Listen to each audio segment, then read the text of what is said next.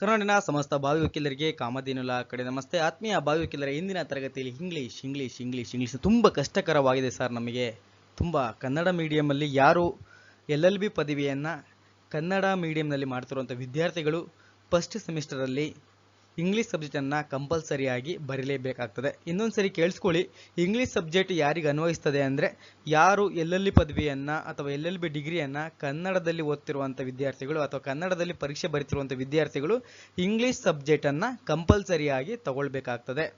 ಇದು English medium ಸ್ಟೂಡೆಂಟ್ಸ್ಗಳಿಗೆ ಅನ್ವಯಿಸೋದಿಲ್ಲ. ಆತ್ಮೀಯ ಭಾವಿ ವಕೀಲರೇ ಗಮನಿಸಿ, ತುಂಬ ಅಂದರೆ ತುಂಬ ಇಂಪಾರ್ಟೆಂಟು. ನಿಮಗೆ 100 ಮಾರ್ಕ್ಸ್ ಪ್ಯಾಟರ್ನ್ ಇರೋದ್ರಿಂದ 100 ಅಂಕಗಳಿಗೆ ಕ್ವಶನ್ಸ್ ಪೇಪರ್ನ ತಯಾರಿಸ್ತಿರುವಲ್ಲಿ ಇವತ್ತಿನ ಕಾನ್ಸೆಪ್ಟ್ ಬಂದುಬಿಟ್ಟು ನಿಮಗೆ ಇಂಗ್ಲೀಷಲ್ಲಿ most important legal words.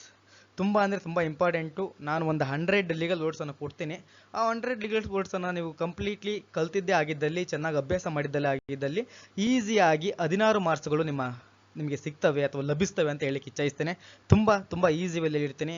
Legal words means ಒಂದೇ ಲೀಗಲ್ ವರ್ಡನ್ನು ಕೊಟ್ಟಿರ್ತಾರೆ, ಅದಕ್ಕೆ ನೀವು ಒಂದು ಮೀನಿಂಗ್ ಒಂದು ಅರ್ಥದಲ್ಲಿ ಉತ್ತರಿಸೋದಕ್ಕೆ ನಾವು ಲೀಗಲ್ ವರ್ಡ್ಸ್ ಅಂತ ಕರಿತೀವಿ. ತುಂಬ ಈಸಿ ಇರ್ತದೆ, ನೀವು ಕನ್ಫ್ಯೂಸ್ ಮಾಡ್ಕೋಬೇಡಿ. ನಾನು ತುಂಬ ಈಸಿ ವೇಲಿ ಕೊಡ್ತೀನಿ ಆತ್ಮೀಯ ಭಾವಿ ವಕೀಲರೇ. 16 ಮಾರ್ಕ್ಸ್ ಅಂಕಗಳು ಸಿಗ್ತವೆ ನಿಮಗೆ. 80, 20, 80 ಮಾರ್ಕ್ಸ್, 80, 20 ಪ್ಯಾಟರ್ನ್ ಬರೀತಿರುವಂಥ ವಿದ್ಯಾರ್ಥಿಗಳಿಗೆ 6 ಇಲ್ಲ 8 ಮಾರ್ಕ್ಸ್ಗೆ ಕೇಳ್ತಾ ಇರ್ತಾನೆ. 100 ಮಾರ್ಕ್ಸ್ ಪ್ಯಾಟರ್ನ್ ಆಗಿರುವಂಥ ವಿದ್ಯಾರ್ಥಿಗಳಿಗೆ 16 ಅಂಕಗಳಿಗೆ ಈ ಕಾನ್ಸೆಪ್ಟನ್ನು ಇಟ್ಟಿದ್ದಾನೆ ಆತ್ಮೀಯ ಭಾವಿ ವಕೀಲರೇ. ಅವ್ಯಾವು ಅಂತ ಒಂದ್ಸರಿ ನೋಡ್ಕೊಂಡು ಬರೋಣ. ಆತ್ಮೀಯ ಭಾವಿ ವಕೀಲರೇ ಗಮನಿಸಿ, ತುಂಬ ಅಂದರೆ ತುಂಬ ಇಂಪಾರ್ಟೆಂಟು. ಫಸ್ಟ್ ನೋಡ್ಕೊಂಡು ಬರೋಣ. ಎ ಅಕ್ಷರದಲ್ಲಿ ಯಾವ್ಯಾವ ಪದಗಳನ್ನು ಕೇಳ್ತಾ ಇದ್ದಾನೆ ನಮಗೆ ಲೀಗಲ್ ವರ್ಡ್ಸಲ್ಲಿ ಅನ್ನೋ ನೋಡೋದಾದರೆ, ಫಸ್ಟ್ ಒಂದು ಬಂದ್ಬಿಟ್ಟು ನಿಮಗೆ ಅಕ್ವಿಟಲ್. ಗಮನಿಸಿ, ಅಕ್ವಿಟಲ್ ಏನು ಹೇಳ್ತದೆ ಮೀನಿಂಗ್ ಅಂದರೆ court decisions declaring the defendant not guilty. ಆತ್ಮೀಯ ಭಾವಿ ವಕೀಲರಿಗೆ ಗಮನಿಸಿ, ತುಂಬ ಅಂದರೆ ತುಂಬ ಇಂಪಾರ್ಟೆಂಟು. Acquittal means ಖುಲಾಸೆ. ಈಗ ಯಾವುದಾದ್ರೂ ಒಂದು ಅಪರಾಧಕ್ಕೆ ಸಂಬಂಧಪಟ್ಟಂತೆ ನ್ಯಾಯಾಲಯವು ಅಪರಾಧಿಯನ್ನು ಬಿಡುಗಡೆಗೊಳಿಸುವುದು. ಅಪರಾಧಿಯಲ್ಲಿರುವಂಥ ಅಪರಾಧಿ ಸ್ಥಾನದಲ್ಲಿರುವಂಥ ಒಬ್ಬ ವ್ಯಕ್ತಿ ಯಾವುದೇ ಥರದನ್ನು ಅಪರಾಧ ಮಾಡಿಲ್ಲ ಅಂತ ಹೇಳಿಬಿಟ್ಟು ಅಕ್ವಿಟಲ್ ಮಾಡ್ತದೆ. ಜಡ್ಜ್ಮೆಂಟನ್ನು ನೀಡಬೇಕಾದ್ರೆ ಅಪರಾಧಿಯು ಯಾವ ಥರ ತಪ್ಪನ್ನು ಮಾಡಿಲ್ಲ ಅಂತ ಹೇಳ್ಬಿಟ್ಟು ಅವನನ್ನು ಬಿಡುಗಡೆಗೊಳಿಸೋದಕ್ಕೆ ನಾವು ಅಕ್ವಿಟಲ್ ಅಂತ ಕರಿತೀವಿ. ನೀವು ಏನು ಬರೀಬೇಕಂತ ಅಂದರೆ ಒಂದು ಮೀನಿಂಗ್ ಅಕ್ವಿಟಲ್ ಅಂತ ಪದ ಬಂತು ಅಂದರೆ ಇದು ಮೀನಿಂಗ್ ಸೆಂಟೆನ್ಸ್ ನಾನು ಏನು ಬರ್ತೀನಲ್ಲ ಇದನ್ನೇ ಬರೀಬೇಕಾಗ್ತದೆ ನೀವು. Court decisions declaring the defendant not guilty. ಅವನು ಯಾವ ಥರದ ಅಪರಾಧವನ್ನು ಮಾಡಿಲ್ಲ ಅಂತ ಹೇಳ್ಬಿಟ್ಟು ಪ್ರತಿವಾದಿಯನ್ನು ನಿರ್ದೋಷಿ ಎಂದು ಘೋಷಿಸುವಂಥ ನ್ಯಾಯಾಲಯದ ನಿರ್ಧಾರ. ಕ್ಲಿಯರಾಗಿ ಅರ್ಥ ಆಗಿದೆ ಅಂದ್ಕೊಳ್ತೀನಿ. ನಾನು ಏನು ಬರೆದಿದ್ದೀನಲ್ಲ ನೀವು ಇದೇ ಥರ ಬರೀಬೇಕು. ಆಗಿದ್ರೆ ಮಾತ್ರ ನಿಮಗೆ ಕಂಪ್ಲೀಟ್ಲಿ ಮಾರ್ಕ್ಸ್ ಸಿಗ್ತದೆ. ಸೆಕೆಂಡ್ ಒಂದು ಬಂದುಬಿಟ್ಟು ಅಫಿಡವಿಟ್. ಇನ್ನು ಕನ್ನಡದಲ್ಲಿ ಇದನ್ನು ನಾವು ಶಪಥ ಪತ್ರ ಅಂತ ಕರಿತೀವಿ. ತುಂಬ ಅಂದರೆ ತುಂಬ ಇಂಪಾರ್ಟೆಂಟು. ನೀವು ದಿನನಿತ್ಯ ಕೋರ್ಟಿಗೆ ಹೋಗ್ತೀರಾ, ಮುಂದೆ ಅಫಿಡವಿಟ್ ಬಂದರೆ ನಿಮಗೆ ತುಂಬ ಗೊತ್ತಾಗ್ತದೆ. A sworn written statement used as evidence. ಸಾಕ್ಷಿಯಾಗಿ ಬಳಸಲಾದ ಒಂದು ಪ್ರಮಾಣ ಪತ್ರ.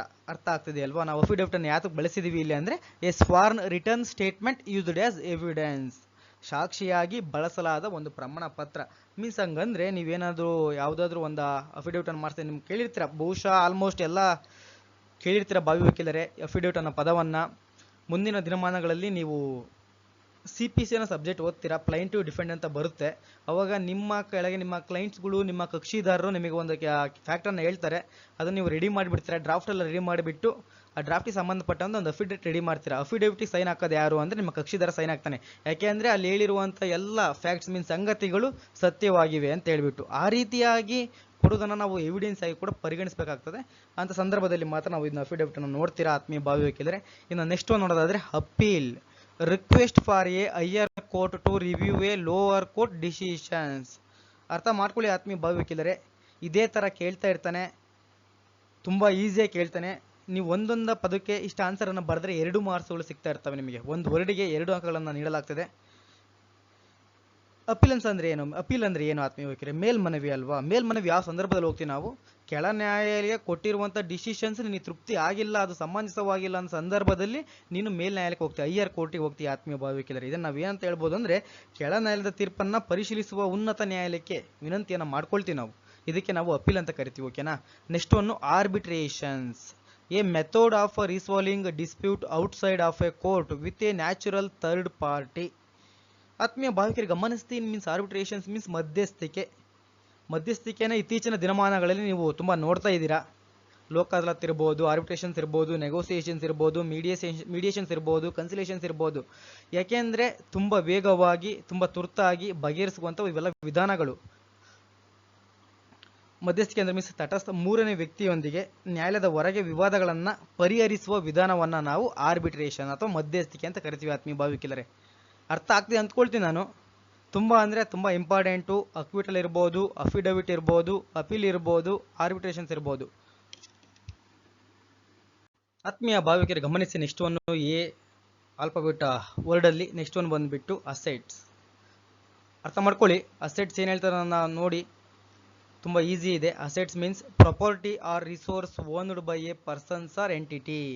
ಏನು ವ್ಯಕ್ತಿ ಅಥವಾ ಘಟಕದ ಮಾಲೀಕತ್ವದ ಆಸ್ತಿ ಅಥವಾ ಸಂಪನ್ಮೂಲಗಳು. ವ್ಯಕ್ತಿಗೆ ಸಂಬಂಧಿಸಿರುವಂತಹ ಮಾಲೀಕತ್ವವನ್ನು ಹೊಂದಿರುವಂತಹ ವ್ಯಕ್ತಿಯ ಸಂಪನ್ಮೂಲ ಅಥವಾ ಆಸ್ತಿಗೆ ನಾವು ಅಸೆಟ್ಸ್ ಅಂತ ಕರಿತೀವಿ ಆತ್ಮೀಯ ಭಾವಿಕಲರೆ. Next one adjudications, the legal process of resolving a dispute or deciding a cases. ತುಂಬ ಇಂಪಾರ್ಟೆಂಟು. ರೀಸೆಂಟಾಗಿ 100 ಪ್ಯಾಟರ್ನಲ್ಲಿ ಕೇಳಿರುವಂಥ ವರ್ಡ್ ಇದು. ಅಡ್ಜುಡಿಕೇಶನ್ಸ್ ಅನ್ನು ಕೇಳಿದ್ದಾನೆ. The legal process of resolving a dispute or deciding a cases. ನೀವು ಇದನ್ನೇ ಬರಿಬೇಕಾಗ್ತದೆ. ಮೀನ್ಸ್ ಹಂಗಂದ್ರೆ ಏನು, ವಿವಾದವನ್ನು ಪರಿಹರಿಸುವುದಿರ್ಬೋದು ಅಥವಾ ಪ್ರಕರಣವನ್ನು ನಿರ್ಧರಿಸುವ ಒಂದು ಕಾನೂನಿನ ಪ್ರಕ್ರಿಯೆಯನ್ನು ನಾವು ಅಡ್ಜುಡಿಕೇಶನ್ಸ್ ಅಂತ ಕರಿತೀವಿ ಆತ್ಮೀಯ ಭಾವಿಕಲರೆ. ಅರ್ಥ ಆಗಿದೆ ಅಲ್ವಾ? Next one adverse positions. Clear ಅರ್ಥ ಮಾಡ್ಕೊಳ್ಳಿ. ಪ್ರತಿಕೂಲ ಸ್ವಾಧೀನ ಅಂತ ಕರಿತೀವಿ ನಾವು. 7th ಒನ್ ಅನ್ನ acquiring a ownership of property by continuous use or occupations without permissions. Clear ಆಗಿ ಅರ್ಥ ಮಾಡ್ಕೊಳ್ಳಿ. ಅಡ್ವರ್ಸ್ ಪೊಸಿಷನ್ಸ್ ಅಂದ್ರೆ ಪ್ರತಿಕೂಲ ಸ್ವಾಧೀನ ಅಂತ ಕರಿತೀವಿ ಕನ್ನಡದಲ್ಲಿ. ಮೀನ್ಸ್ ಆ ಮೀನಿಂಗ್ ಅಂದ್ರೆ ಅಡ್ವರ್ಸ್ ಪೊಸಿಷನ್ಸ್ ಏನ್ ಹೇಳ್ತದೆ ಅಂದ್ರೆ acquiring ownership of property by continuous use or occupations without permissions. ಅನುಮತಿ ಇಲ್ಲದೆ ನಿರಂತರ ಬಳಕೆ ಅಥವಾ ಉದ್ಯೋಗದಿಂದ ಆಸ್ತಿಯ ಮಾಲೀಕತ್ವವನ್ನು ಪಡೆದುಕೊಳ್ಳುವಿಕೆ ನಾವು ಪ್ರತಿಕೂಲ ಸ್ವಾಧೀನ ಅಂತ ಕರಿತೀವಿ ಆತ್ಮೀಯ ಭಾವಿಕಲರೆ. ಅರ್ಥ ಆಗ್ತಿದೆ ಅಲ್ವಾ? ತುಂಬ ಅಂದರೆ ತುಂಬ ಇಂಪಾರ್ಟೆಂಟು. ನಿಮಗೆ ಈಸಿ ವೇಯಲ್ಲಿ 16 ಅಂಕಗಳು ಸಿಗ್ತವೆ. ನಾನು ಹೇಳುವಂಥ ಪದಗಳ ಮೇಲೆ ನೀವು ಕಾನ್ಸಂಟ್ರೇಷನ್ ಮಾಡಿದ್ದೇ ಆಗಿದ್ದಲ್ಲಿ ಇಂಗ್ಲೀಷ್ ಸಬ್ಜೆಕ್ಟನ್ನು ಈಸಿ ವೇಯಲ್ಲಿ ಪಾಸ್ ಆಗ್ಬೋದು. ಆತ್ಮೀಯ ಭಾವಿಕರೇ, ನಾನು ನೆಕ್ಸ್ಟ್ ಒಂದು ನೋಡಿ, ಬಿ ಯಲ್ಲಿ ಯಾವ್ಯಾವ ಲೀಗಲ್ ವರ್ಡ್ಸ್ಗಳು ಕೇಳ್ತಿದ್ದಾನೆ ನಮಗೆ ಪದೇ ಪದೇ ಅನ್ನೋದಾದರೆ ಬಿ ಅನ್ನು ನೋಡ್ಕೊಂಡು ಬರ್ರಿ. First one bail. ತುಂಬ ಇಂಪಾರ್ಟೆಂಟು. ನೀವು ಯಾವುದೇ ಕ್ವಶನ್ಸ್ ಪೇಪರನ್ನು ತೆಗೆದು ನೋಡಿ ಇಂಗ್ಲೀಷ್ ಸಂಬಂಧಪಟ್ಟಂಗೆ ಈ ಬೇಲ್ ಅನ್ನೋ ವರ್ಡನ್ನು ಕೊಟ್ಟಿರ್ತಾನೆ. ಬೇಲ್ ಮೀನ್ಸ್ ಏನು ಹೇಳ್ತಿದೆ ಮೀನಿಂಗ್ ಅಂದರೆ temporary release of A defendant with A certain conditions. ಕೆಲವು ಷರತ್ತುಗಳೊಂದಿಗೆ ಪ್ರತಿವಾದಿಯ ತಾತ್ಕಾಲಿಕ ಬಿಡುಗಡೆಗೆ ನಾವು ಬೇಲ್ ಅಂತ ಕರಿತೀವಿ ಆತ್ಮೀಯ ಭಾವಿಕಲರೆ. ಕ್ಲಿಯರಾಗಿ ಅರ್ಥ ಆಗಿದೆಯಲ್ಲ? ತುಂಬ ಅಂದರೆ ತುಂಬ ಇಂಪಾರ್ಟೆಂಟು. ಬೇಲ್ ಬಗ್ಗೆ ಪದೇ ಪದೇ ಕೇಳ್ತಾ ಇರ್ತಾನೆ ನಿಮಗೆ. ಬೇಲ್ ಅಂದರೆ temporary release of A dependent with A certain conditions. ಕೆಲವು ಷರತ್ತುಗಳೊಂದಿಗೆ ಪ್ರತಿವಾದಿ ಸ್ಥಾನದಲ್ಲಿರುವಂಥ ವ್ಯಕ್ತಿಯನ್ನು ತಾತ್ಕಾಲಿಕ ಬಿಡುಗಡೆಗೊಳಿಸೋದಕ್ಕೆ ನಾವು ಬೇಲ್ ಅಂತ ಕರಿತೀವಿ ಆತ್ಮೀಯ ಭಾವಿಕಲರೆ. ಬೇಲ್ ಮೀನ್ಸ್ ಕನ್ನಡ ಜಾಮೀನು ಅಂತ ಕರಿತೀವಿ. ಆಯ್ತರ next one breach of contract. ಈಗಾಗಲೇ ಓದ್ಕೊಂಡು ಬಂದಿದ್ದೀರಾ ನೀವು. Breach of contract, failure to fulfil the terms of contract. ಒಪ್ಪಂದದ ಉಲ್ಲಂಘನೆ ಅಥವಾ ಕರಾರಿನ ಉಲ್ಲಂಘನೆ ಅಂತ ಕರಿತೀವಿ ನಾವು ಬ್ರೀಚ್ ಆಫ್ ಕಾಂಟ್ರಾಕ್ಟ್ ಅಂದರೆ. ಓಕೆನಾ? ನೀವು ನೆಕ್ಸ್ಟ್ ಇದು ಮೀನಿಂಗ್ ಏನು ಹೇಳ್ತದೆ? Failure to fulfil the terms of a contract means ಹಂಗಂದ್ರೆ ಕರಾರಿನ ನಿಯಮಗಳನ್ನು ಪೂರೈಸುವಲ್ಲಿ ವಿಫಲತೆಯನ್ನು ಹೊಂದುವುದು. ಇಬ್ಬರು ಪಕ್ಷಗಾರ ಇರ್ತಾರೆ. ಪಕ್ಷಗಾರರಲ್ಲಿ ಒಂದು ಒಪ್ಪಂದವನ್ನು ಮಾಡ್ಕೊಂಡಿರ್ತಾರೆ. ಆ ಒಪ್ಪಂದಕ್ಕೆ ಸಂಬಂಧಪಟ್ಟಂತೆ ಯಾವುದೇ ಒಬ್ಬ ಪಕ್ಷಗಾರ, ಇಬ್ಬರಲ್ಲಿ ಯಾವುದೇ ಪಕ್ಷಗಾರ ಒಪ್ಪಂದದ ನಿಯಮಗಳನ್ನು ಅಥವಾ ಷರತ್ತುಗಳನ್ನು ಉಲ್ಲಂಘಿಸದೇ ಆಗಿದ್ದಲ್ಲಿ ಅಂಥ ಸಂದರ್ಭದಲ್ಲಿ ಅದು ಬ್ರೀಚ್ ಆಫ್ ಕಾಂಟ್ರಾಕ್ಟ್ ಆಗ್ತದೆ ಅಥವಾ ಕರಾರಿನ ಉಲ್ಲಂಘನೆ ಆಗ್ತದೆ. ಓಕೆನಾ? ನಾವು ಇದಕ್ಕೆ ಬ್ರೀಚ್ ಆಫ್ ಕಾಂಟ್ರಾಕ್ಟ್ ಅಂತ ಕರಿತೀವಿ. ಇದು ಕೂಡ ತುಂಬ ಇಂಪಾರ್ಟೆಂಟು. 1-2 ಸಾರಿ ಕೇಳ್ತಾ ಬಂದಿದ್ದಾನೆ. Next one burden of proof. ತುಂಬ ಇಂಪಾರ್ಟೆಂಟು ಆತ್ಮೀಯ ಭಾವಿಕರಿಗೆ ಗಮನಿಸಿ. ಪುರಾವೆಯ ಹೊರೆ ಅಂತ ಕರಿತೀವಿ ನಾವು. ಏನು ಹೇಳಿ? ಕನ್ನಡದಲ್ಲಿ ಬರ್ಡನ್ ಆಫ್ ಪ್ರೂಫ್ಗೆ ಪುರಾವೆಯ ಹೊರೆ ಅಂತ ಕರಿತೀವಿ. Obligations to prove the facts of a cases. ಏನು ಹೇಳಿದ್ದಾನೆ ಮೀನ್ಸ್ ಹಂಗಂದ್ರೆ ಪ್ರಕರಣದ ಸತ್ಯಗಳನ್ನು ಸಾಬೀತುಪಡಿಸುವ ಬಾಧ್ಯತೆಗೆ ನಾವು ಬರ್ಡನ್ ಆಫ್ ಪ್ರೂಫ್ ಅಂತ ಕರಿತೀವಿ. ತುಂಬ ಇಂಪಾರ್ಟೆಂಟು, ಗಮನಿಸಿ. ನೆಕ್ಸ್ಟ್ ಒನ್ ಬಾಂಡ್ ಅರ್ಥ ಮಾಡ್ಕೊಳ್ಳಿ. A financial guarantee to ensure compliance with a contract. ಬಾಂಡಿಗೆ ಸಂಬಂಧಪಟ್ಟಂತೆ ಕರಾರಿನ ಅನುಸರಣೆಯನ್ನು ಖಚಿತಪಡಿಸಿಕೊಳ್ಳಲು ಹಣಕಾಸಿನ ಖಾತ್ರಿಗೆ, ಅದಕ್ಕೆ ನಾವು ಬಾಂಡ್ ಅಂತ ಕರಿತೀವಿ. Next one bona fide, a Latin term meaning in a good faith. ತುಂಬ important. Bona fide means a Latin term meaning in good faith ಅಂತ ಕರಿತೀವಿ. Describe the honest or genuine actions. ಆತ್ಮೀಯ ಭಾವಿಕರಿಗೆ ಗಮನಿಸಿ. ಬೋನಾಫೈಡ್ ಅಂದರೆ ಲ್ಯಾಟಿನ್ ಪದದ ಅರ್ಥ ಅಲ್ಲಿ ಗುಡ್ ಫೈತ್ ಮೀನ್ಸ್ ಒಳ್ಳೆಯ ನಂಬಿಕೆಯಲ್ಲಿ ಪ್ರಾಮಾಣಿಕ ಅಥವಾ ನಿಜವಾದ ಕ್ರಿಯೆಗಳನ್ನು ವಿವರಿಸ್ತದೆ ಅದು ಬೋನಾಫೈಡ್ ಮೀನ್ಸ್. ಕ್ಲಿಯರ್ ಆಗಲ್ಲ? ಈಸಿ ವೇಲಿ ಅರ್ಥ ಆಗ್ತದೆ ಅಂದ್ಕೊಳ್ತೀನಿ ನಾನು ಭಾವಿಬೇಕಿದ್ರೆ. ನೆಕ್ಸ್ಟ್ ಒನ್ ಬ್ಯಾನಾಕ್ರಪ್ಟಸಿ ಬ್ಯಾನಾಕ್ರಪ್ಟಸಿಯಲ್ಲಿ the legal process where a persons or business cannot repay their outstanding debates. ಏನು ಆತ್ಮೀಯರು ಗಮನಿಸಿ, ಒಬ್ಬ ವ್ಯಕ್ತಿ ಅಥವಾ ವ್ಯಾಪಾರ ತಮ್ಮ ಬಾಕಿ ಸಾಲಗಳನ್ನು ಮರುಪಾವತಿಸಲು ಸಾಧ್ಯವಾಗದ ಕಾನೂನಿನ ಪ್ರಕ್ರಿಯೆಯನ್ನು ನಾವು ಬ್ಯಾನಾಕ್ರಿಪ್ಟಸಿ ಅಂತ ಕರಿತಾ ಇದೀವಿ. ಅರ್ಥ ಆಗದೆ ಅಂದ್ಕೊಳ್ತೀನಿ ನಾನು. ಏನು ಹೇಳಿ? ಬ್ಯಾನಾಕ್ರಿಪ್ಟಸಿ ಅಂದರೆ the legal processes where a persons or business cannot repay their outstanding debts. ಒಬ್ಬ ವ್ಯಕ್ತಿ ಅಥವಾ ವ್ಯಾಪಾರ ತಮ್ಮ ಬಾಕಿ ಸಾಲಗಳನ್ನು ಮರುಪಾವತಿಸಲು ಸಾಧ್ಯವಾಗದ ಕಾನೂನಿನ ಪ್ರಕ್ರಿಯೆಗೆ ನಾವು ಬ್ಯಾನಾಕ್ರಿಪ್ಟಸಿ ಅಂತ ಕರಿತೀವಿ. ಅರ್ಥ ಆಗಿದೆ ಅಂದ್ಕೊಳ್ತೀನಿ ನಾನು. ಆತ್ಮೀಯ ಭಾವಿಕರ ನೆಕ್ಸ್ಟ್ ಒಂದು ನೋಡಿ, ಸಿಗೆ ಸಂಬಂಧಪಟ್ಟಂತೆ ಸಿ ವರ್ಡಲ್ಲಿ ಯಾವ್ಯಾವ ಥರ ನಮಗೆ ಲೀಗಲ್ ವರ್ಡ್ಸನ್ನು ಕೇಳ್ತಿದ್ದಾನೆ ಅಂದರೆ ಕೇಸ್ ಲಾ. ಏನಂದ್ರೆ ಪ್ರಕರಣವನ್ನು, ಅಥವಾ ಕೇಸ್ ಲಾ ಅಂದರೆ ಮೀನ್ಸ್ ಪ್ರಕರಣ ಅಂತ ಕರಿತೀವಿ ನಾವು. ಇದು ಪ್ರಕರಣ ಮೀನಿಂಗ್ ಏನು ಹೇಳ್ತದೆ ಅಂದರೆ law developed from a judicial decisions in a past cases. ಏನು ಹಂಗಂದ್ರೆ ಇಂದಿನ ಪ್ರಕರಣಗಳಲ್ಲಿ ನ್ಯಾಯಾಂಗ ನಿರ್ಧಾರಗಳಿಂದ ಕಾನೂನು ಅಭಿವೃದ್ಧಿಗೊಂಡಿದೆ. ಇದನ್ನು ಕೇಳಿಲ್ಲ, ತುಂಬ ನಿಮ್ಮ ನಾಲೆಡ್ಜಿಗೆ ಇರಲಿ. ನೆಕ್ಸ್ಟ್ ಒಂದು civil cases, legal dispute between individuals or organisations regarding rights or damages. ತುಂಬ ಇಂಪಾರ್ಟೆಂಟು, ನಿಮಗೆ ಕೇಳ್ತಾ ಇರ್ತಾನೆ. ಸಿವಿಲ್ ಕೇಸ್ ಅಂದರೆ ಯಾವ ಸಂದರ್ಭ ಬಳಸ್ತೀವಿ ನಾವು ಅಂತ ಹೇಳ್ಬಿಟ್ಟು ದಿವಾನಿ ಪ್ರಕರಣಗಳಂತ ಕರಿತೀವಿ. ಹಂಗಂದ್ರೆ legal dispute between individuals or organisations regarding rights or damages means ಹಂಗಂದ್ರೆ ಹಕ್ಕುಗಳು ಅಥವಾ ಹಾನಿಗಳಿಗೆ ಸಂಬಂಧಿಸಿದಂತೆ ವ್ಯಕ್ತಿಗಳು ಅಥವಾ ಸಂಸ್ಥೆಗಳ ನಡುವಿನ ಕಾನೂನಿನ ವಿವಾದವನ್ನು ನಾವು ದಿವಾನಿ ಪ್ರಕರಣ ಅಂತ ಕರಿತೀವಿ. ಆತ್ಮೀಯ ಭಾವಿಕರ ನೆಕ್ಸ್ಟ್ ಒಂದು ಗಮನಿಸಿ, claim demand for a something believed to be owed. ಅರ್ಥ ಮಾಡ್ಕೊಳ್ಳಿ. ಕ್ಲೈಮ್ ಮೀನ್ಸ್ ಏನು? ಮೀನ್ಸ್ ಪರಿಹಾರ ಅಂತ ಕರಿತೀವಿ ನಾವು. ಯಾವುದನ್ನಾದರೂ ನೀಡಬೇಕಾಗಿದೆ ಎಂದು ನಂಬಲಾಗಿದೆ. ಕ್ಲೈಮ್ ಮೀನ್ಸ್ ಅಂದರೆ ಏನು? ಯಾವುದೇ ಒಂದು ಒಬ್ಬ ವ್ಯಕ್ತಿ ಹಕ್ಕುಚ್ಯುತಿ ಆದಾಗ ಅದಕ್ಕೆ ಪರಿಹಾರವನ್ನು ನೀಡಬೇಕಾಗ್ತದೆ. ಅಂಥ ಸಂದರ್ಭದಲ್ಲಿ ನೀವು ಪರಿಹಾರವನ್ನು ಕೇಳಿ ಪಡ್ಕೊಳ್ತೀರಾ. ಅದಕ್ಕೆ ನಾವು demand for something believed to be owed ಅಂತ ಹೇಳ್ತಿ ಕರಿತೀವಿ. ಅರ್ಥ ಆಗ್ತಿದೆ ಅಲ್ವಾ? ನೆಕ್ಸ್ಟ್ ಒಂದು ಕಾಂಟ್ರಾಕ್ಟ್, ತುಂಬ ಇಂಪಾರ್ಟೆಂಟ್. ನೀವು ಓದ್ತಿರೋ ಸಬ್ಜೆಕ್ಟ್ಗಳನ್ನ ಮೀನಿಂಗನ್ನು ಕೇಳ್ತಾ ಇರ್ತಾನೆ. ಕಾಂಟ್ರಾಕ್ಟ್ ಅಂದ್ರೆ ಏನಂತ ಹೇಳ್ಬಿಟ್ಟು A legally binding agreement between parties means ಹಂಗಂದ್ರೆ ಏನು? ಪಕ್ಷಗಳ ನಡುವಿನ ಕಾನೂನುಬದ್ಧ ಕರಾರು ಅಥವಾ ಒಪ್ಪಂದಕ್ಕೆ ನಾವು ಕಾಂಟ್ರಾಕ್ಟ್ ಅಂತ ಕರಿತೀವಿ. ಆತ್ಮೀಯ ಭಾವಿಕರೇ, ಅರ್ಥ ಆಗ್ತಿದೆ ಅಲ್ವಾ? ಆತ್ಮೀಯ ಭಾವಿಕರ ನೆಕ್ಸ್ಟ್ ಒಂದು ಗಮನಿಸಿ, ಕಂಟೆಂಪ್ಟ್ ಆಫ್ ಕೋರ್ಟ್, ನ್ಯಾಯಾಂಗ ನಿಂದನೆ ಅಂತ ಕರಿತೀವಿ ನಾವು ಕನ್ನಡದಲ್ಲಿ. ತುಂಬ ಅಂದರೆ ತುಂಬ ಇಂಪಾರ್ಟೆಂಟ್, ಕೇಳ್ತಾ ಇರ್ತಾನೆ ಈ ವರ್ಡನ್ನು. ಕಂಟೆಂಪ್ಟ್ ಆಫ್ ಕೋರ್ಟ್ ಮೀನಿಂಗ್ ಬರೀಬೇಕಾಗ್ತದೆ ನೀವು. Disrespect or disobedience to the court's authority. ಅರ್ಥ ಮಾಡ್ಕೊಳ್ಳಿ. ಕಂಟೆಂಪ್ಟ್ ಆಫ್ ಕೋರ್ಟ್ ಅಂದರೆ ನ್ಯಾಯಾಂಗ ನಿಂದನೆ ಅಂತ ಕರಿತೀವಿ. Disrespect or disobedience to the court's authority, ನ್ಯಾಯಾಲಯದ ಅಧಿಕಾರಕ್ಕೆ ಅಗೌರವ ಅಥವಾ ಅವಿಧೇಯತೆ ತೋರದನ್ನು ನಾವು ಕಂಟೆಂಪ್ಟ್ ಆಫ್ ಕೋರ್ಟ್ ಅಂತ ಕರಿತೀವಿ. ಆತ್ಮೀಯ ಭಾವಿಕಿದರೆ next one caveat emptor, Latin for let the buyer beware meaning buyers are responsible for checking the quality of goods. Caveat emptor means ಅಂದರೆ ಲ್ಯಾಟಿನ್ ಭಾಷೆಯಲ್ಲಿ ಖರೀದಿದಾರರು ಹುಷಾರಾಗಿರಲಿ, ತುಂಬ ಎಚ್ಚರಿಕೆಯಿಂದ ಇರಲಿ ಅಂತ ಹೇಳ್ಬಿಟ್ಟು, ಅಂದರೆ ಸರಕುಗಳ ಗುಣಮಟ್ಟವನ್ನು ಪರಿಶೀಲಿಸಲು ಖರೀದಿದಾರರು ಜವಾಬ್ದಾರರಾಗಿರ್ತಾರೆ. ಏನು ಹೇಳಿ? ಕೆವಿಟ್ ಟೆಂಪರೇಚರ್ ಮೀನ್ಸ್ ಹಂಗಂದ್ರೆ ಲ್ಯಾಟಿನ್ ಭಾಷೆಯಲ್ಲಿ ಇದನ್ನು ನಾವು ಖರೀದಿದಾರರ ಎಚ್ಚರಿಕೆ ಅಂತ ಕರಿತೀವಿ. ಅಂದರೆ ಯಾವ ಸಂದರ್ಭದಲ್ಲಿ ಸರಕುಗಳ ಗುಣಮಟ್ಟವನ್ನು ಪರಿಶೀಲಿಸಲು ಖರೀದಿದಾರರು ಜವಾಬ್ದಾರರಾಗಿರೋ ಸಂದರ್ಭದಲ್ಲಿ ನಾವು ಈ ಪದಗಳನ್ನು ಬಳಸ್ತೀವಿ. ಆತ್ಮೀಯ ಭಾವಿಕೆಂದರೆ next one chattel, personal property not real estate that can be moved or transferred. ವೈಯಕ್ತಿಕ ಆಸ್ತಿ ಅಥವಾ ರಿಯಲ್ ಎಸ್ಟೇಟ್, ವೈಯಕ್ತಿಕ ಆಸ್ತಿ ಅದು ರಿಯಲ್ ಎಸ್ಟೇಟ್ ಅಲ್ಲ, ಅದನ್ನು ವರ್ಗಾಯಿಸಬಹುದು ಅಥವಾ ವರ್ಗಾಯಿಸಬಹುದಾಗ್ತದೆ ಸಂದರ್ಭದಲ್ಲಿ. ಅರ್ಥ ಮಾಡ್ಕೊಳ್ಳಿ. ಚಾರ್ಟಲ್ ಮೀನ್ಸ್ ಅಂದರೆ ಪರ್ಸನಲ್ ಪ್ರಾಪರ್ಟಿ, ವೈಯಕ್ತಿಕ ಆಸ್ತಿ ಇರ್ಬೋದು, ನಾಟ್ ರಿಯಲ್ ಎಸ್ಟೇಟ್, ಅದು ಎಸ್ಟೇಟ್ ಅಲ್ಲ.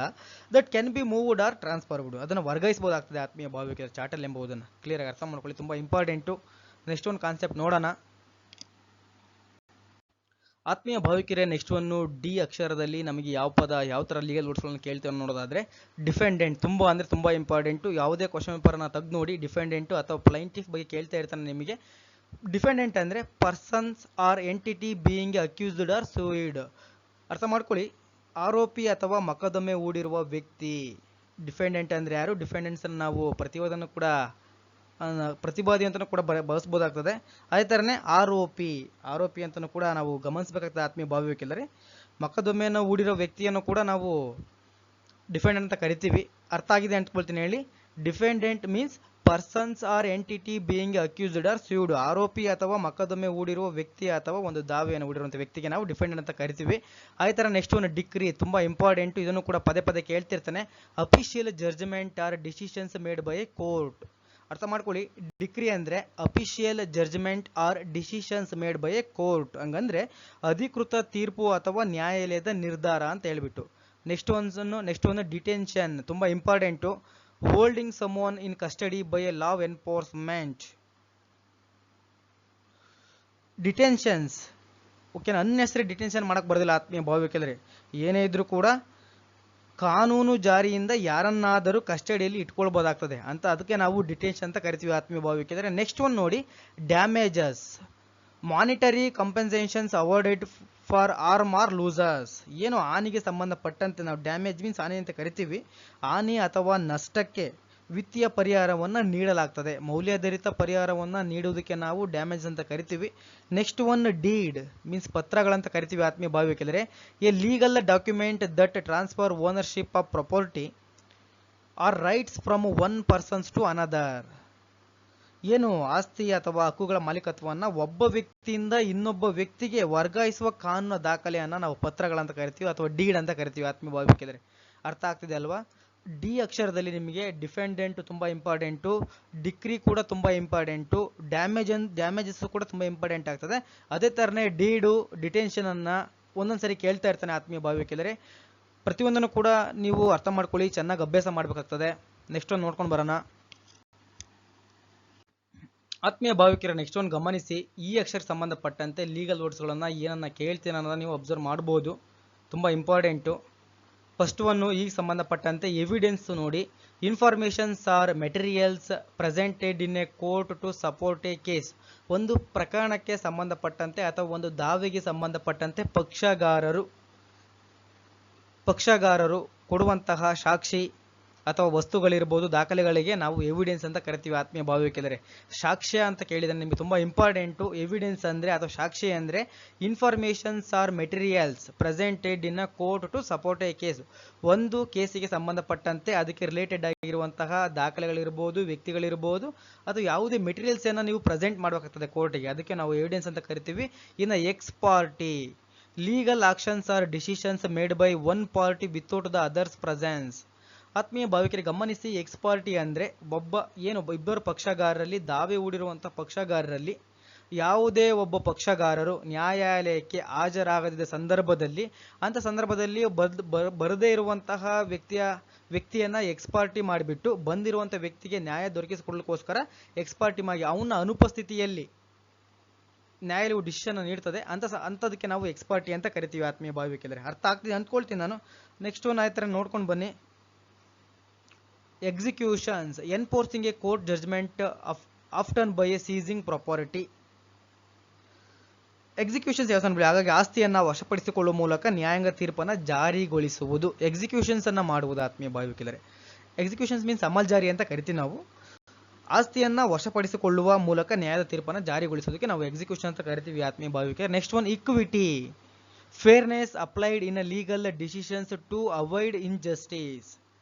ಅನ್ಯಾಯವನ್ನು ತಪ್ಪಿಸಲು ಕಾನೂನು ನಿರ್ಧಾರಗಳಲ್ಲಿ ನ್ಯಾಯಸಮ್ಮತತೆಯನ್ನು ಅನ್ವಯಿಸಲಾಗ್ತದೆ.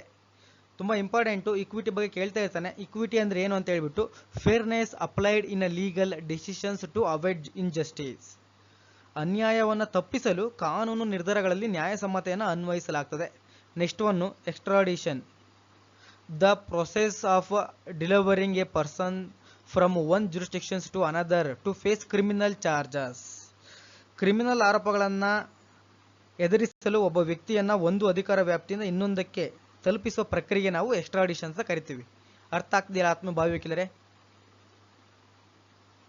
ಆತ್ಮೀಯ ಭಾವಿಕರ ನೆಕ್ಸ್ಟ್ ಒನ್ ಇನ್ನು ಎಫ್ಗೆ ಸಂಬಂಧಪಟ್ಟಂತೆ ಫಸ್ಟ್ ಒನ್ ಬಂದ್ಬಿಟ್ಟು ಫಿಲೋನಿ ಮೀನ್ಸ್ ಹಂಗಂದ್ರೆ serious criminal offence punishable by over 1 year in prison.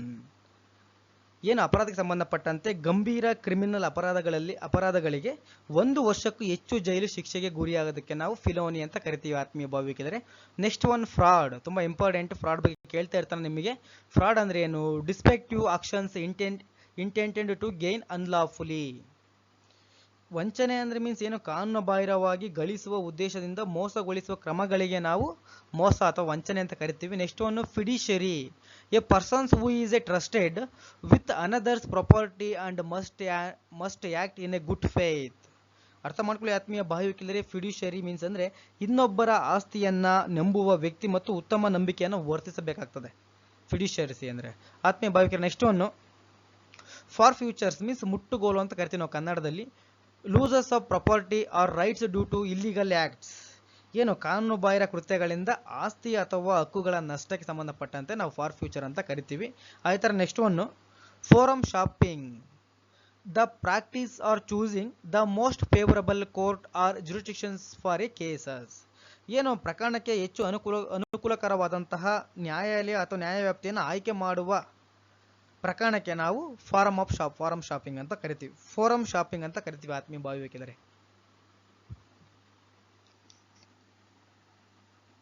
ಆತ್ಮೀಯ ಭಾವಿಕರ ನೆಕ್ಸ್ಟ್ ಒನ್ ಗಮನಿಸಿ. ಎಚ್ ಯಾವ ತರ ಕೇಳ್ತಾನೆ ನೋಡೋದ್ರೆ, ಫಸ್ಟ್ ಒನ್ ಎಬಿಎಸ್ ಕಾರ್ಪಸ್. ತುಂಬಾ ಇಂಪಾರ್ಟೆಂಟು. ಎಬಿಎಸ್ ಕಾರ್ಪಸ್ ಬಗ್ಗೆ ಕೇಳ್ತಾನೆ ಇರ್ತಾನೆ.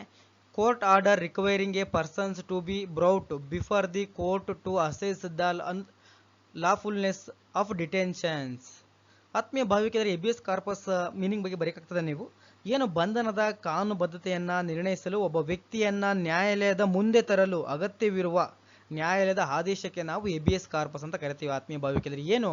ಯಾವುದೇ ಒಬ್ಬ ವ್ಯಕ್ತಿಯನ್ನ ಅರೆಸ್ಟ್ ಮಾಡಿದಾಗ ಅಥವಾ ಬಂಧನದಲ್ಲಿ ಇಟ್ಟಾಗ ಅಂತ ವ್ಯಕ್ತಿಯನ್ನ 24 ಗಂಟೆ ಒಳಗೆ ನ್ಯಾಯಾಲಯದ ಮುಂದೆ ಹಾಜರುಪಡಿಸಬೇಕಾಗ್ತದೆ. ಅಂತ ಸಂದರ್ಭದಲ್ಲಿ ಯಾವುದೇ ಒಬ್ಬ ವ್ಯಕ್ತಿಯನ್ನ ಹಾಜರುಪಡಿಸದೇ ಇದ್ದಲ್ಲಿ ನ್ಯಾಯಾಲಯಕ್ಕೆ ಯಾವುದೇ ಒಬ್ಬ ವ್ಯಕ್ತಿಯು ಒಂದು ಪಿಟಿಷನ್ ಹಾಕ್ಬಿಟ್ಟು ಇಂಥ ವ್ಯಕ್ತಿಯನ್ನು ನ್ಯಾಯಾಲಯದ ಮುಂದೆ ಹಾಜರುಪಡಿಸಬೇಕಂತ ಕೇಳ್ಕೊಂಡಾಗ ಇಂಥ ಆದೇಶವನ್ನ ಮಾನ್ಯ ಗೌರವಿತ ನ್ಯಾಯಾಲಯವು ಆದೇಶವನ್ನು ಹೊರಡ್ತದೆ. ಅದಕ್ಕೆ ನಾವು ಎಬಿಎಸ್ ಕಾರ್ಪಸ್ ಅಂತ ಕರಿತೀವಿ ಆತ್ಮೀಯ ಭಾವಿಕರು. ಅರ್ಥ ಆಗದೆ ಇಲ್ವಾ? ಎಬಿಎಸ್ ಕಾರ್ಪಸ್ ತುಂಬಾ ಇಂಪಾರ್ಟೆಂಟು, ಕೇಳ್ತಾ ಇರ್ತಾನೆ ಪದೇ ಪದೇ. ಎಬಿಎಸ್ ಕಾರ್ಪಸ್ ಅಂದ್ರೆ court order requiring a persons to be brought before the court to assess the lawfulness of detentions. ಏನು? ಬಂಧನದ ಕಾನೂನುಬದ್ಧತೆಯನ್ನ ನಿರ್ಣಯಿಸಲು ಒಬ್ಬ ವ್ಯಕ್ತಿಯನ್ನ ನ್ಯಾಯಾಲಯದ ಮುಂದೆ ತರಲು ಅಗತ್ಯವಿರುವಂತಹ ನ್ಯಾಯದ ಆದೇಶಕ್ಕೆ ನಾವು ಎಬಿಎಸ್ ಕಾರ್ಪಸ್ ಅಂತ ಕರಿತೀವಿ ಆತ್ಮೀಯ ಭಾವಿಕಿಲ್ಲರೆ. ನೆಕ್ಸ್ಟ್ ಒನ್ ನೋಡಿ 41 hearing, a sessions where the court listens to legal arguments and evidence. ಪ್ರಕರಣಕ್ಕೆ ಸಂಬಂಧಪಟ್ಟಂತೆ ವಿಚಾರಣೆ ಮಾಡಬೇಕಾದ ನ್ಯಾಯಾಲಯವು ವಾದ ವಿವಾದವನ್ನು ಆಲಿಸ್ಕೊಳ್ಳೋದಕ್ಕೆ ನಾವು ವಿಚಾರಣೆ ಅಂತ ಕರಿತೀವಿ. ನ್ಯಾಯಾಲಯವು ಕಾನೂನು ವಾದಗಳು ಮತ್ತು ಪುರಾವೆಗಳನ್ನು ಆಲಿಸುವ ಒಂದು ವಿಚಾರಣೆಗೆ ನಾವು ಹಿಯರಿಂಗ್ ಅಂತ ಕರಿತೀವಿ ಆತ್ಮೀಯ ಭಾವಿಕಿಲ್ಲರೆ. Next one a persons legally entitled to inherit a deceased a persons property. ಯಾವ ರೀತಿ ಈಗಾಗಲೇ ಫ್ಯಾಮಿಲಿ ಲಾ 1 ಅನ್ನು ಓದ್ಕೊಂಡು ಬಂದಿದ್ದೀರಾ ನೀವು, ಯಾವ ರೀತಿ ಆಸ್ತಿಗಳು ದೊರೀತದೆ ಅಂತ ಹೇಳ್ಬಿಟ್ಟು. ಮೀನ್ಸ್ ಉತ್ತರಾಧಿಕಾರ ಅಂತ ಕರಿತೀವಿ. ಮೃತ ವ್ಯಕ್ತಿಯ ಆಸ್ತಿಯನ್ನ ಆನುವಂಶಿಕವಾಗಿ ಪಡೆಯಲು ಕಾನೂನುಬದ್ಧವಾಗಿ ಅರ್ಹತೆ ಹೊಂದಿರುವ ವ್ಯಕ್ತಿಗೆ ನಾವು ಏರ್ ಅಂತ ಕರಿತೀವಿ. A persons legally entitled to inherit a deceased persons of ಪ್ರಾಪರ್ಟಿಗೆ ನಾವು ಉತ್ತರಾಧಿಕಾರ ಅಂತ ಹೇಳ್ಬೋದು ಆತ್ಮೀಯ ಭಾವಿಕಿದರೆ. ನೆಕ್ಸ್ಟ್ ಒನ್ ತುಂಬಾ ಇಂಪಾರ್ಟೆಂಟು, ಇಂಜಂಕ್ಷನ್ಸ್. ತುಂಬಾ ಸರಿ ಕೇಳ್ತಾ ಇರ್ತಾನೆ. ಹೆಚ್ಚನ್ನ ಪದದಲ್ಲಿ ನೀವು ಎಬಿಎಸ್ ಕಾರ್ಪಸ್ ಬಗ್ಗೆ ನೋಡ್ಕೋಬೇಕಾಗ್ತದೆ. ಅದೇ ತರನೇ ಹಿಯರಿಂಗ್ ಬಗ್ಗೆ ತುಂಬಾ ಸರಿ ಕೇಳ್ತಾ ಇರ್ತಾನೆ. ಅದನ್ನ ಬಿಟ್ಟರೆ ಇಂಜೆಕ್ಷನ್ಸ್ ಮೀನ್ಸ್ ತಡೆಯಾಜ್ಞೆ ಅಂತ ಕರಿತೀವಿ ನಾವು. ಹಂಗಂದ್ರೆ a court order directing a persons to do or refrain from doing a specific act. ಅರ್ಥ ಮಾಡ್ಕೊಳ್ಳಿ ಆತ್ಮೀಯ ಭಾವಿಕಿದ್ರೆ, ಒಂದು ನಿರ್ದಿಷ್ಟ ಕಾರ್ಯವನ್ನ ಮಾಡಲು ಅಥವಾ ಮಾಡುವಂತೆ ಅಥವಾ ಮಾಡದಿರುವಂತೆ ವ್ಯಕ್ತಿಯನ್ನ ನಿರ್ದೇಶಿಸುವ ನ್ಯಾಯಾಲಯದ ಆದೇಶಕ್ಕೆ ನಾವು ಇಂಜೆಕ್ಷನ್ಸ್ ಅಂತ ಕರಿತೀವಿ ಆತ್ಮೀಯ ಭಾವಿಕಿದರೆ. ಆತ್ಮೀಯ ಭಾವಿಕಿದರೆ, ಇಂದಿನ ತರಗತಿಯಲ್ಲಿ ನಾನು 3 years LLB ಸಂಬಂಧಪಟ್ಟಂತೆ ಅಥವಾ 5 years LLB ಸಂಬಂಧಪಟ್ಟಂತೆ ಇಂಗ್ಲಿಷ್ ಸಬ್ಜೆಕ್ಟ್ ಅನ್ವಯಿಸುವಂಥ ಎಲ್ಲ ವಿದ್ಯಾರ್ಥಿಗಳಿಗೂ ತುಂಬಾ ಅನುಕೂಲವಾಗುವಂತಹ ಮೋಸ್ಟ್ ಇಂಪಾರ್ಟೆಂಟ್ ಲೀಗಲ್ ವರ್ಡ್ಸ್ಗಳನ್ನು ನಾನು ಎ ಇಂದ ಎಚ್ ವರೆಗೂ ಸಂಪೂರ್ಣವಾಗಿ ಎಕ್ಸ್ಪ್ಲೇನ್ ಮಾಡಿದ್ದೇನೆ. ಇದಕ್ಕೂ ಕೂಡ ಅಧಿಕ ಲೀಗಲ್ ವರ್ಡ್ಸ್ಗಳು ನಿಮಗೆ ಹೆಚ್ಚು ಬೇಕಾಗಿದ್ದಲ್ಲಿ ಕಾಮಧೇನು ಲಾ ಅಕಾಡೆಮಿಯಲ್ಲಿ ಈಗಾಗಲೇ ಇಂಗ್ಲಿಷ್ ಕ್ಲಾಸ್ಗಳು ನಡೀತಾ ಇದ್ದಾವೆ. ಹೆಚ್ಚಿನ ಮಾಹಿತಿಗಾಗಿ 7353872963 ಕರೆ ಮಾಡಿ ಆತ್ಮೀಯ ಭಾವಿಕಿಲ್ಲರೆ. ತುಂಬಾ ಈಸಿ ವೇಲ್ ಪಾಸ್ ಆಗ್ಬೋದು. ತುಂಬಾ ಫೋನ್ ಮಾಡಿ ಕೇಳ್ತಾ ಇರ್ತೀರಾ, ಸರ್ ಇಂಗ್ಲಿಷ್ ತುಂಬಾ ಟಫ್ ಆಗ್ತದೆ, ನಮಗೆ ಯಾವ ರೀತಿ ಬರೀಬೇಕು ಗೊತ್ತಾಗ್ತಿಲ್ಲ, ನಮಗೆ ಪ್ರತಿಯೊಂದನ್ನು ಕೂಡ ನಾವು ಗೈಡ್ ಮಾಡ್ತಿದ್ದೀವಿ. ಪ್ಯಾಸೇಜನ್ನು ಯಾವ ರೀತಿ ಬರೀಬೇಕು, ಯಾವ ರೀತಿ ಬರೀಬಾರ್ದು, 10 ಮಾರ್ಕ್ಸಿಗೆ ಯಾವ ರೀತಿ ಕ್ವಶನ್ಸನ್ನು ಕೇಳ್ತಿದ್ದಾನೆ ನಿಮಗೆ 16 ಮಾರ್ಕ್ಸಿಗೆ ಅಂತ ಹೇಳ್ಬಿಟ್ಟು. ಅದೇ ಥರನೇ use the correct form choosing from the ಬ್ರಾಕೆಟ್ಸಲ್ಲಿ ವರ್ಡ್ಗಳನ್ನು ಕೊಟ್ಟು ಯಾವ ವರ್ಡನ್ನು ಬರೀಬೇಕಂತ ಕಂಪ್ಯೂಸ್ ಆಗ್ತಿದ್ದೀರಾ. ಅದೇ ಥರ ನೆಕ್ಸ್ಟ್ ಒನ್ನು ನೋಡೋದಾದರೆ ನಿಮಗೆ change the voice of the following, ಯಾವ ರೀತಿ ವಾಯ್ಸನ್ನು ಚೇಂಜ್ ಮಾಡ್ಬೇಕು ನೀವು ಅನ್ನೋದು ಕೂಡ ಕಲಿಸ್ತಾ ಇದ್ದೀವಿ. ಅದೇ ಥರ ನೆಕ್ಸ್ಟ್ ಒನ್ ನಿಮಗೆ frame sentence using the following items, ತುಂಬ ಇಂಪಾರ್ಟೆಂಟು. ಇದನ್ನು ಕೂಡ ಕೇಳ್ತಾ ಇದ್ದಾನೆ, 8 ಮಾರ್ಕ್ಸಿಗೆ ಕೇಳ್ತಾ ಇರ್ತಾನೆ. ಅದನ್ನು ಕೂಡ ನಾವು ಈಗಾಗಲೇ ತರಗತಿಯಲ್ಲಿ ಪ್ರಾರಂಭಗೊಂಡಿವೆ. Next one change into indirect speech. Indirect ಸ್ಪೀಚಿಗೆ ಚೇಂಜಸನ್ನು ಮಾಡಲಿಕ್ಕೆ ಕೆಲವೊಂದು ಸ್ಟೇಟ್ಮೆಂಟ್ಗಳನ್ನು ಕೊಟ್ಬಿಡ್ತಾನೆ. ಅದು ಕೂಡ 8 ಮಾರ್ಕ್ಸಿಗೆ ಕೇಳಿದ್ದಾನೆ ನಿಮಗೆ. ತುಂಬ ಈಸಿ ವೇಲಿ ನೀವು ನಮ್ಮ ಕ್ಲಾಸ್ಗಳನ್ನು ತಗೊಂಡೇ ಆಗಿದ್ದಲ್ಲಿ ತುಂಬ ಈಸಿ ವೇಲಿ ಪಾಸ್ ಆಗ್ಬೋದು ಆತ್ಮೀಯ ಭಾವಿ ವಕೀಲರೇ. ಸಂಕೋಚ ಬೇಡ, ಯಾವುದೇ ಸಮಯದಲ್ಲಾದರೂ ನೀವು ಕರೆ ಮಾಡಿ. ಮತ್ತು ಇದಲ್ಲದೆ ನಿಮಗೆ rewrite as a directed speech ಯಾವ ರೀತಿ ಬರೀಬೇಕು ಅಂತ ಹೇಳ್ಕೊಡ್ತಿದ್ವಿ. ಅದೇ ಥರ ನೀವು fill in the blanks with articles and preposition, article ಬಗ್ಗೆ ನೀವು ಕ್ಲಾಸನ್ನು ತಗೋಬೋದು. ಅದೇ ಥರನೇ ಯಾವ ರೀತಿ ನಾವು ಪ್ಯಾಸೇಜನ್ನು ಬರೀಬೇಕು, ಲೆಟರ್ ರೈಟಿಂಗನ್ನು ಯಾವ ರೀತಿ ಬರೀಬೇಕು ಅನ್ನೋದು ಕೂಡ ಹೇಳ್ಕೊಟ್ಟಿದ್ದೀವಿ ಆತ್ಮೀಯ ಭಾವಿ ವಕೀಲರೇ. ತುಂಬ ಈಸಿ ವೇಲಿ ಹೇಳ್ತಾ ಇದ್ದೀವಿ ನೋಡಿ. ಇಷ್ಟ ಆಗಿದ್ದಲ್ಲಿ ನಮ್ಮ ನಂಬರಿಗೆ ಸಂಪರ್ಕಿಸಿ. ನಮ್ಮ ಟೀಮು 24/7 ಲಭ್ಯ ಇರ್ತದೆ. ನಿಮಗೆ ಯಾವ ಸಂದರ್ಭದಲ್ಲಿ ಬೇಕಾದರೂ ಕೂಡ ನೀವು ಕರೆ ಮಾಡಿ ಸಂಪೂರ್ಣ ಮಾಹಿತಿಯನ್ನು ಪಡಿಬೋದು ಆತ್ಮೀಯ ಭಾವಿ ವಕೀಲರೇ. ಎಲ್ಲರಿಗೂ ಶುಭವಾಗಲಿ. ಸಿರಿಗನ್ನಡಂ ಗೆಲ್ಲಿಗೆ, ಸಿರಿಗನ್ನಡಂ ಬಾಳಿಗೆ.